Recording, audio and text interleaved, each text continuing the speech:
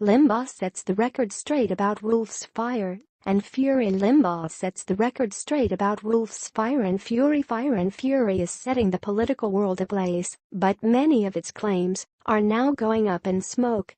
The critical book has painted President Donald Trump as incompetent and out of control and is supposedly based on authentic interviews and incidents. Author Michael Wolff, however, has taken serious flack for embellishing or possibly inventing facts out of thin air, and the latest person to call him out is Rush Limbaugh. Limbaugh's name appears in the controversial book during a segment discussing the funeral of Roger Ailes, the late chairman of Fox News. Talk radio icons Rush Limbaugh and Laura Ingraham were both in attendance at that memorial, but that's where Rush says the truth ends. Now, as to the Wolff book, I learned over the weekend that I'm mentioned in this thing, Limbaugh said on his program. It's not a big mention, but it's totally false. And I'm just gonna throw my experience of being in this book in the column of it's fake. I mean, it is so untrue, it's not even close. There's not even a single word in this reference that is anywhere near the truth, the famous radio host explained. Rush then referenced the specific paragraph in the Fire and Fury book that dealt with him. Roger Ailes' funeral in Palm Beach on May 20 was quite a study in the currents of right-wing ambivalence and even mortification, Wolff wrote.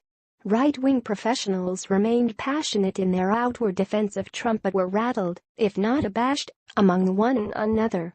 At the funeral, Rush Limbaugh and Laura Ingraham struggled to parse support for Trumpism even as they distanced themselves from Trump himself. That's where Rush interjected and called out the anti-Trump author for simply making things up. At the funeral, nobody spoke other than members of the family, Rush said. It was at the memorial that people took turns speaking. But, folks, I can tell you, Donald Trump never came up. The subject of Donald Trump was never discussed at the memorial, much less Trumpism. I don't even know what this means, Limbaugh continued.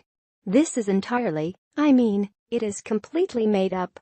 I don't even understand what the basis for that little reference is. 'Cause it's totally fake, 100%.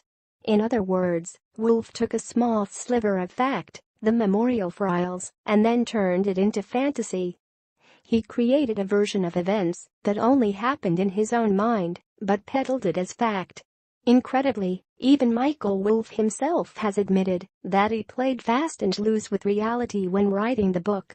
These conflicts, and that looseness with the truth, if not with reality itself, are an elemental thread of the book, the author wrote in the prologue of the very same book. Yet the press has conveniently ignored this warning and treated the writing as some sort of anti-Trump gospel.